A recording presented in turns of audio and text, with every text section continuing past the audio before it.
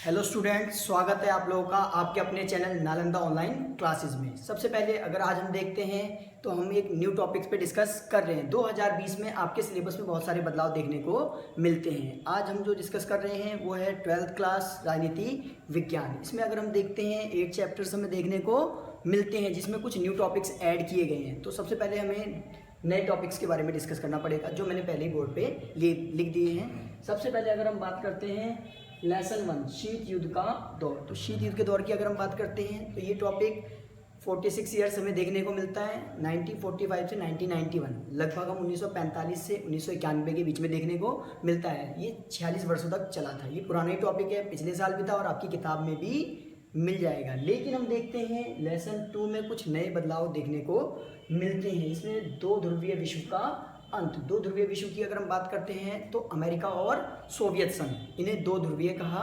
जाता था। 1945 से लेके 1991 के बीच में इन्हीं दोनों के बीच में वर्चस्व के दबदबे को लेके लड़ाई देखने को मिलती है। लेकिन हम देखते हैं एक तरफ अमेरिका का वर्चस्व स्थापित हो जाता है, दूसरी तरफ सोवियत संघ का अंत हो जाता है। उसी को सेकेंड चैप्टर में दिखाने की कोशिश की गई है। तो सबसे पहले हम देखते हैं सोवियत संघ का अंत और अमेरिका का वर्चस्व। ये चीज़ दिखाई, पर कुछ न्यू टॉपिक्स जोड़ दिए गए हैं जैसे कि मध्य पूर्व एशिया।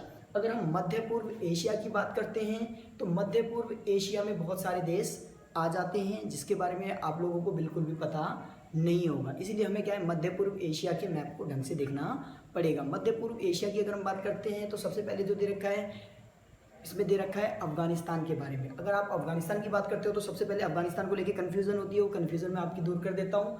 अफगानिस्तान जो है वो आपका दक्षिण एशिया में भी आता है और मध्य पूर्व एशिया में भी आता है। तो इस चीज़ को लेके कन्फ्यूज़न मत रखना, क्योंकि इसमें जो दिया है वो मध्य पूर्व एशिया में दे रखा है और अगर आप जब शार्क सम्मेलन के बारे में पढ़ोगे तो वो आपको दक्षिण एशिया में मिलेगा। तो इसीलिए दोनों क्षेत्रों में देखने को मिलता है, इसलिए इसमें बिल्कुल भी कन्फ्यूज़न नहीं होनी चाहिए कि ये किस क्षेत्र में आता है। तो इस तरीके से अगर हम देखते हैं तो ये नया टॉपिक जो है वो मध्य पूर्व एशिया, अफगानिस्तान में संकट। तो मध्य पूर्व एशिया में बहुत सारे देश है, पर यहाँ पे जो बात की गई है वो केवल अफगानिस्तान की गई है, जहाँ पे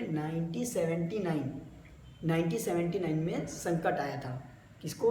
अमेरिका और सोवियत संघ को लेकर यहाँ मतभेद देखने को मिलते हैं। लेकिन अगर हम बात करते हैं 1979 से ये 89 तक देखने को मिलता है। 10 सालों तक ये युद्ध का अखाड़े के रूप में देखने को मिलता है। यहाँ पे बड़े पैमाने पर युद्ध हुए, लेकिन जैसे ही सोवियत संघ का विघटन हुआ वैसे वैसे अमेरिका का यहाँ वर्चस्व हो गया। लेकिन हम इसे 1989 से 1999 तक नहीं देखेंगे, बल्कि इसे हम कहाँ तक देखेंगे, हम इसे 2020 तक 2020 तक देखेंगे।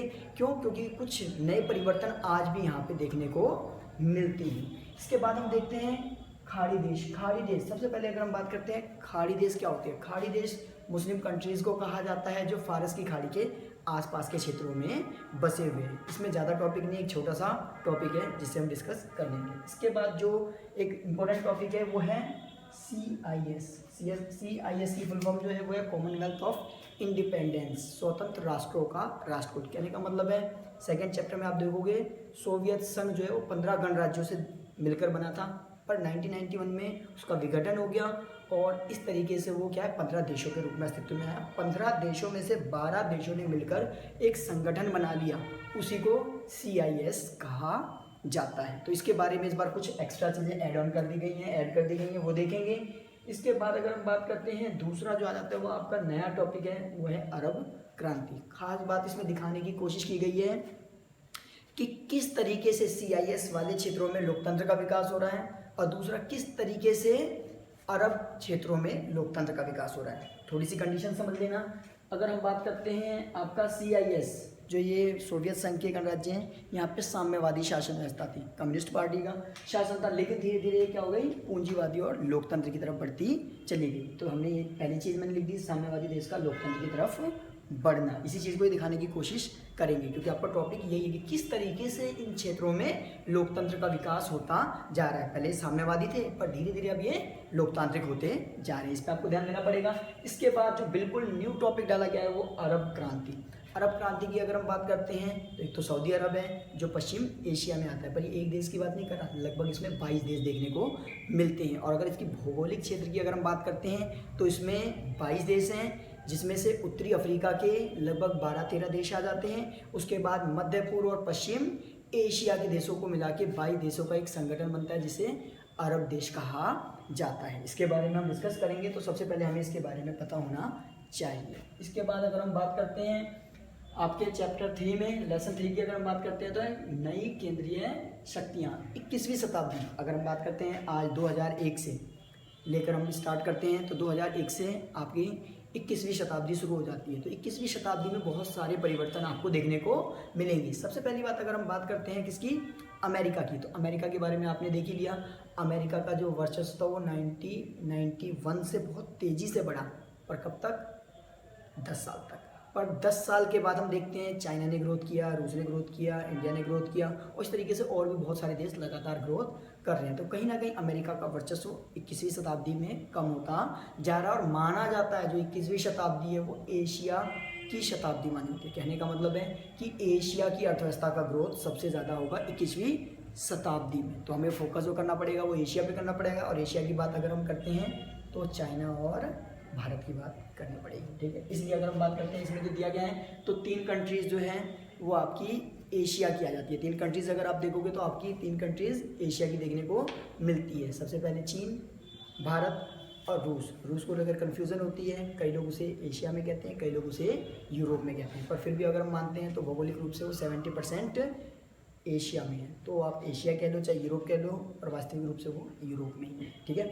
इसके बाद अगर हम बात करते हैं आपका नई केंद्रीय शक्तियाँ, मतलब 21वीं शताब्दी में कुछ नई शक्तियाँ उभर कर आई। 21वीं में नहीं, ये पहले से ही शुरू हो गई थी। तो हम देखते हैं सबसे पहले इन नई शक्तियों को हम 2 भागों में डिवाइड कर सकते हैं। आप इसको 2 भागों में डिवाइड कर सकते हो, 4 क्षेत्रीय संगठन के रूप में, 4 देशों के रूप में। तो सबसे पहले 4 क्षेत्रीय संगठन, तो क्षेत्रीय संगठन मिलकर आर्थिक रूप से ज़्यादा विकास कर सकते हैं। तो इसमें से जो पहला क्षेत्रीय संगठन है वो है आपका यूरोपीय यूनियन। 1945 के बाद यूरोप के देशों ने अपने आर्थिक विकास के लिए संगठन बनाया था। एक लॉन्ग प्रोसेस में बना था, 1992 में बना था। स्टार्टिंग में इसमें 12 देश थे, लेकिन आज इसमें लगभग 30 देश आपको देखने को मिलेंगे। इसी तरीके से अगर हम बात करते हैं दूसरा संगठन आता है आसियान। देखिए छोटा सा संगठन है, बहुत तेज़ी से ग्रोथ करती हुई अर्थव्यवस्था इसकी हमें देखने को मिलती है। स्टार्टिंग में इसमें 5 देश थे, लेकिन आज इसमें 10 देश देखने को मिलते हैं। इसके बाद अगर हम बात करते हैं तीसरा जो क्षेत्रीय संगठन है